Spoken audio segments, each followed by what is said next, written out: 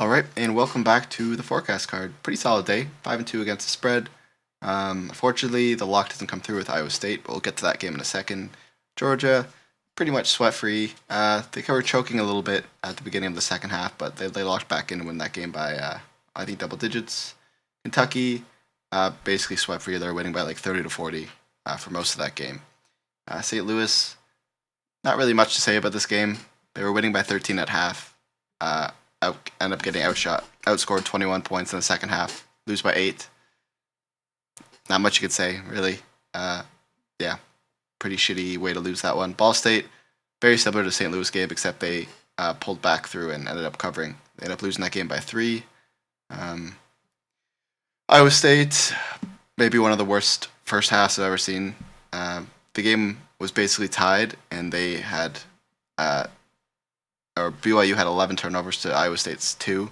I really thought they'd be able to dominate this game just from the turnover variance, but even though they turnovered by 11 to 29, so BYU had 18 more turnovers than Iowa State did, they still lose this game outright by 3 in double overtime. They got absolutely crushed on the boards. They couldn't shoot. Their offense just didn't show up at all. Not much to say. I really liked that spot for them, but they looked absolutely terrible. I don't know if maybe this was a letdown spot after 2 big wins, but if that team is going to be, like, they need to figure it out because that was shit. That was embarrassing. Genuinely embarrassing. Yeah, nothing else to say about that game. Syracuse, very sweat-free. They're either winning or tied basically that entire game. End up losing at the very end to SMU by 3. Florida State should have been less sweaty, but they end up losing this game by 3s and covering the number. So 5-2, we take it. I was up about a unit. Obviously, I had a bit heavier of a bet on Iowa State, but still green on the day, so we'll take it. Let's get into the 7 games I like for tomorrow. All right, heading on to game number 1. We have Stonehill heading on the road to play Fairleigh Dickinson. Now, on paper, Stonehill 15-16 on the year. Fairleigh Dickinson is 12-19. This is going to be round 1 of the in-conference NEC tournament, where FDU is going to be favorites as the 4 seed to Stonehill's 5th seed. Now, on paper, Stonehill, again, looks like the slightly better team, but I do think FDU has a pretty solid matchup here in terms of where both these teams typically like to score. Both these teams, again, they both like to take a fair amount of shots from the arc, and I think this is kind of where these two teams are gonna, show who's the better team. FDU, they're a much more consistent team. They have all the momentum coming into this game. They played a slightly harder schedule, sorry. And we're getting FDU here against a Stonehill 3-point defense that is one of the worst in college basketball. They give up 38% from the 3. FDU doesn't shoot the 3 that well. They're only a 32% shooting team, but Stonehill has played one of the easiest schedules in college basketball. The fact is they maybe aren't nearly as good as a 3-point. They might be even a worse 3-point defense than that. So I think FDU at home is going to find their looks here. Stonehill, on the other side, they shoot a lot of 3s too. 44% of their shots come from beyond the arc. But FDU, they have a top 38 3-point defense. They're one of the best 3-point defenses in college basketball. Obviously, you can't really give them too much credit because the conference is pretty shit. But compared to who they have played, they are, they're keeping teams from scoring from 3. And outside of that, Stonehill may find some success in the paint, but that's not necessarily their strength.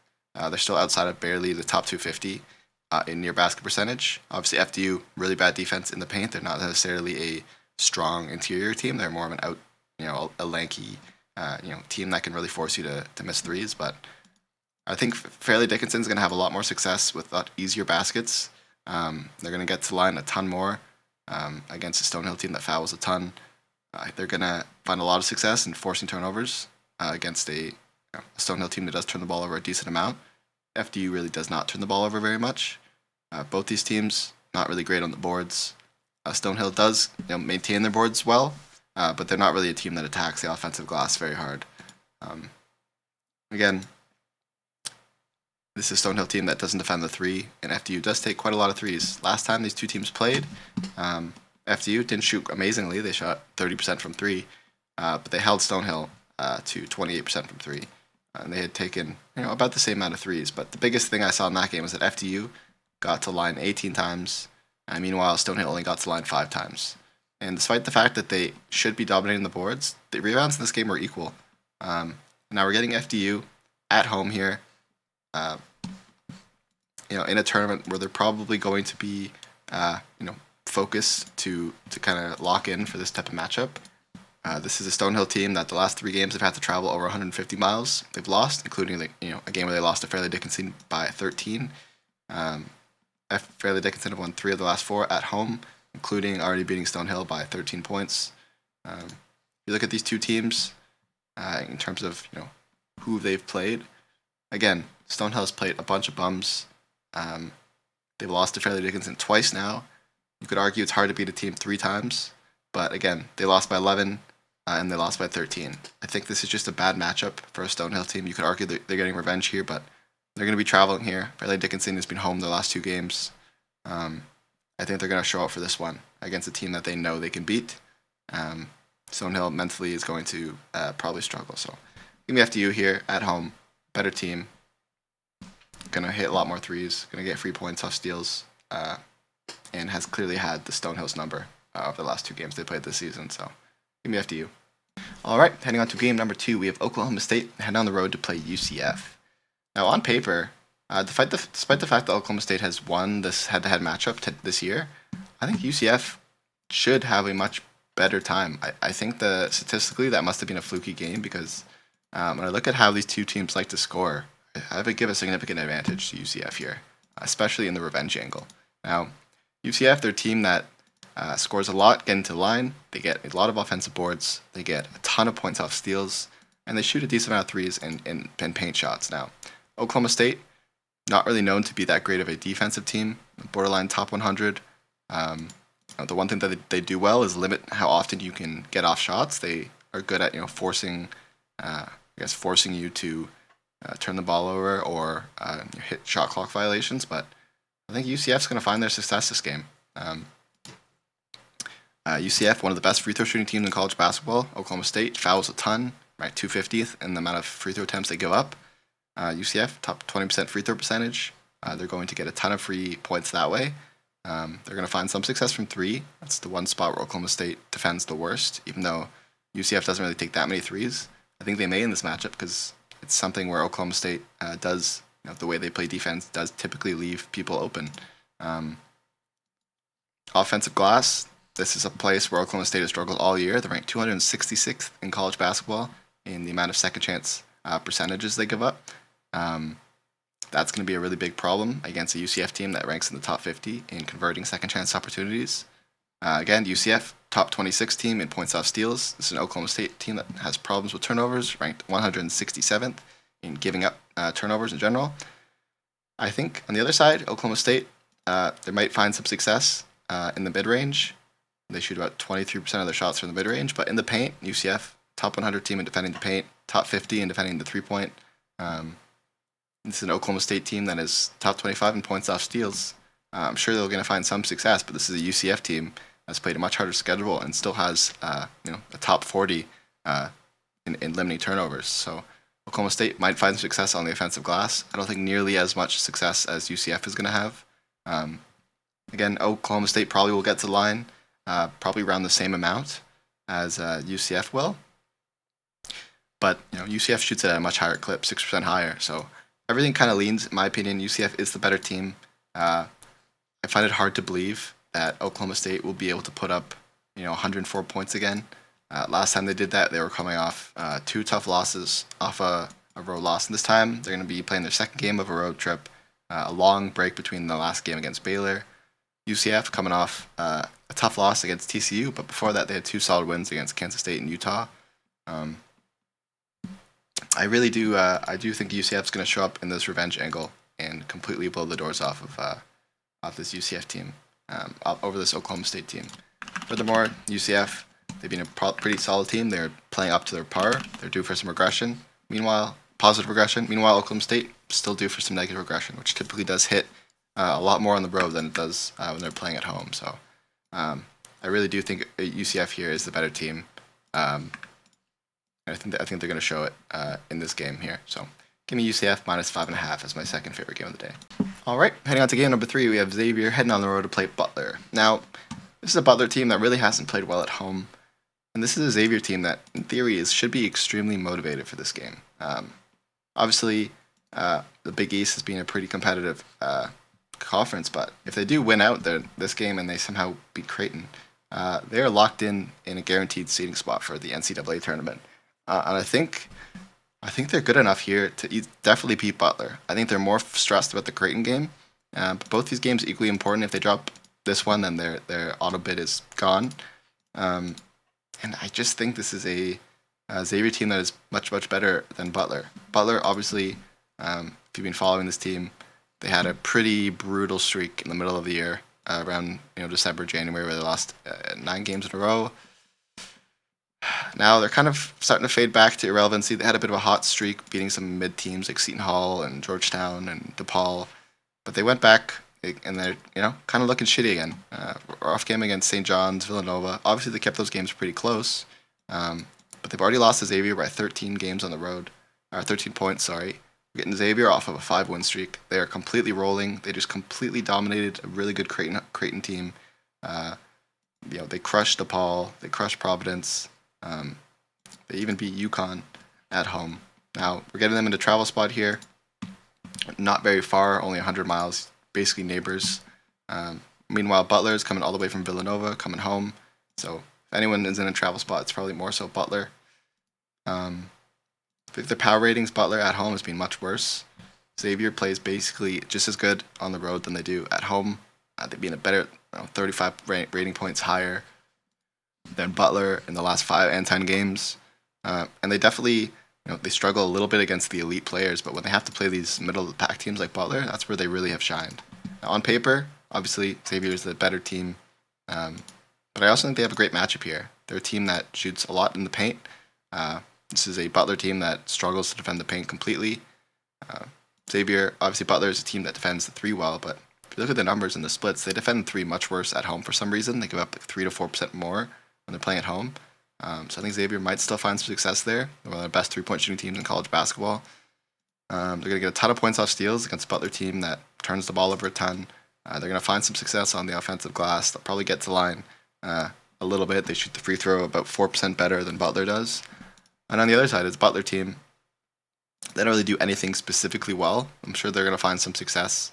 But again, Xavier does not turn the ball over. Butler doesn't really get turnovers in general. On the offensive glass, they might find a little bit of success, about equal, if not maybe a little bit better than Xavier's offensive board opportunities. Butler shoots 40% of their shots from 3. Still, in terms of the shots that Xavier defends well, the 3 is their number one thing. And they also don't give you a lot of free throws. So in general, I think everything kind of, in my opinion, leads to Xavier. They have the motivation may have a revenge angle here, but I think there's just too much on the line for Xavier to not show up to this game. They're the better offensive team. They're the better defensive team. I think that we're getting a really good spot for them here. Obviously, Xavier due for a little bit of positive regression. They've been actually really good this year, despite the fact that they're actually due for more positive regression. Yeah, I think motivation, team-wise, they've already proved that they can beat this Butler team, and I don't think the revenge spot will be enough here with Butler not having anything to play for. So give me Xavier, money line, on the road. All right, heading on to game number 4. Wisconsin head on the road to play Minnesota. Now, this Minnesota team, I kind of just love to fade them. For some reason, when they play at home, they're just absolutely terrible. If you've been following me for a while, I love to bet them when they're on the road. As road dogs, they're elite coverers, but when they ever play at home, especially if they're home favorite, which they're not in this case, but as home underdogs, they're 3-3 against the spread. But as home favorites, they're like 1-11, which, if you look at the numbers, that means that they're one of the worst teams at covering at home in basically all of college basketball. That's going to be a problem. They're 4-13 at home. Meanwhile, Wisconsin is 10-3 on the road. So we're getting two teams in very different covering spots here.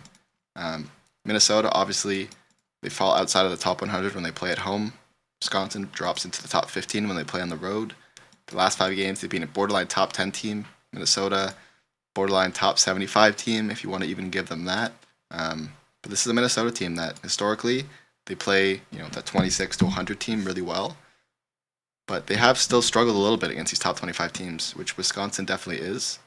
And if you look at what Wisconsin plays well against, they're an average team against top 1 to 50 teams. But the teams that they crush is these teams like Minnesota that are inside the top 100 but not inside the top 50. So I think we're getting Wisconsin off a tough loss against Michigan State. They're going to have one fewer day rest here, but this Minnesota team is going to be coming all the way from Nebraska, while Wisconsin's just been sitting there practicing. I think they're obviously just a way better team. If you look at how they match up here, they're one of the best three-point shooting teams in college basketball. They shoot a ton. Almost 50% of their shots come from the arc. Minnesota defends everything well except for the three. They're outside of the top 200 in defending the three. That's going to be a problem for them. Again, Wisconsin, they're a team that, okay on the offensive glass.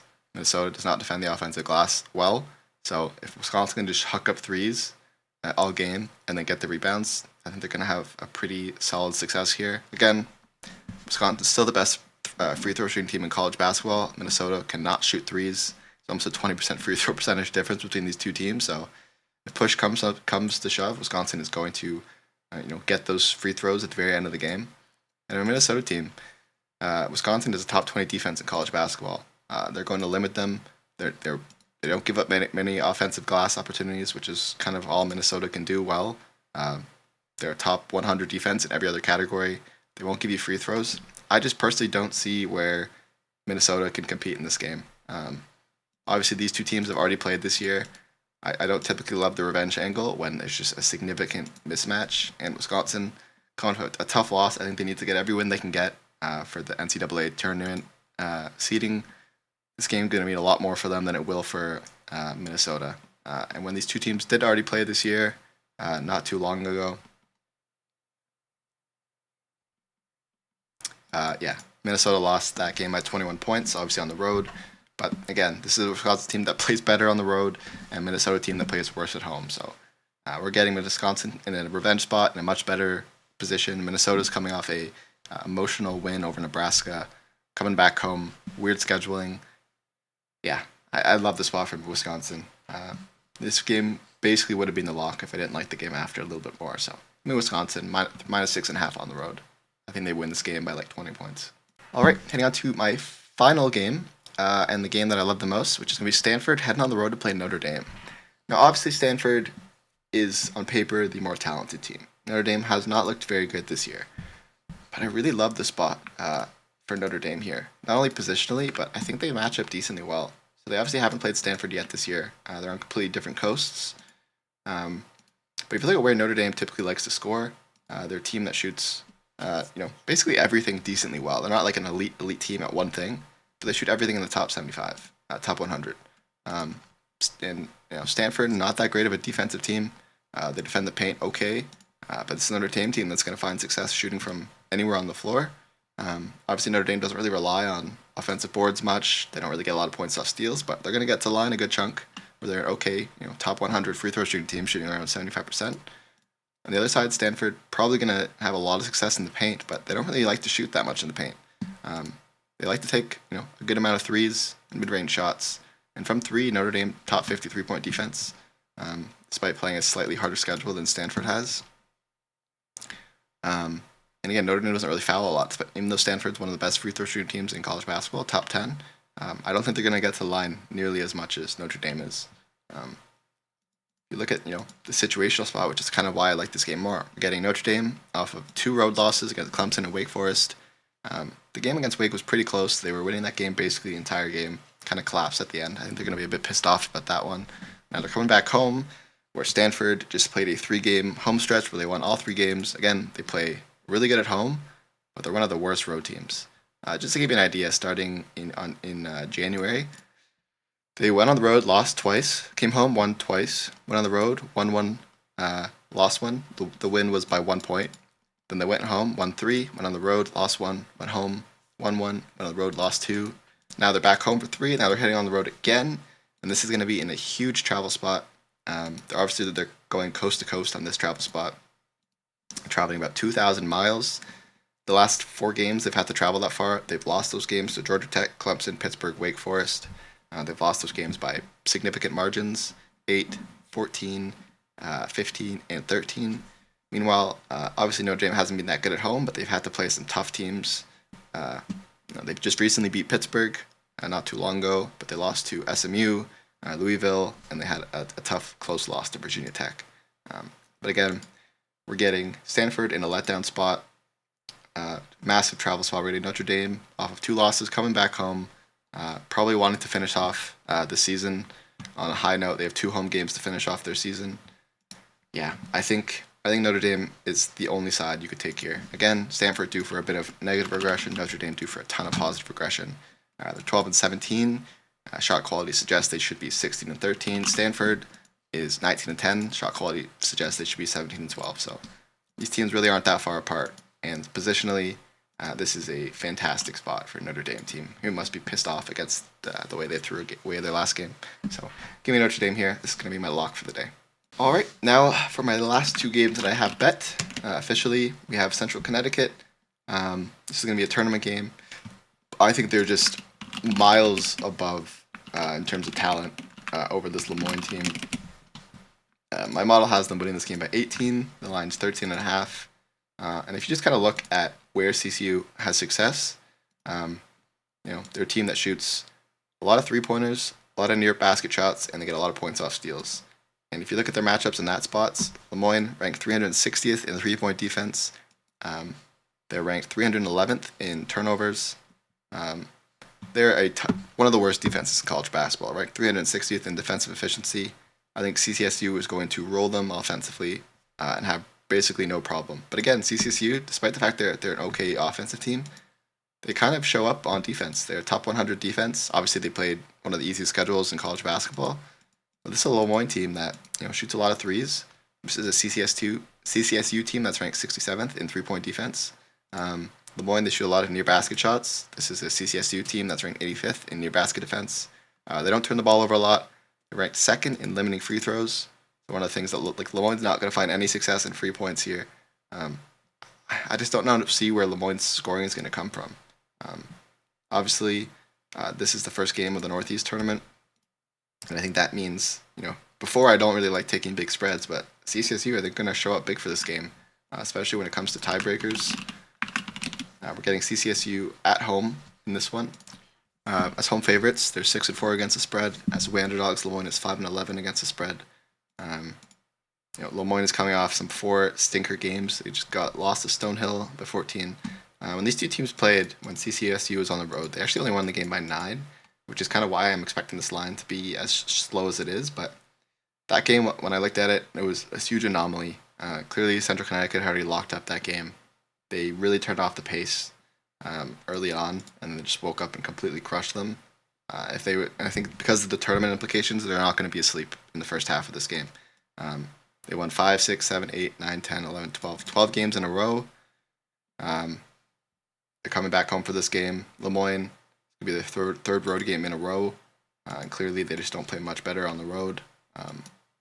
Central Connecticut has played worse at home in general, but Lemoyne, even worse on the road, despite the fact that they're already a terrible team.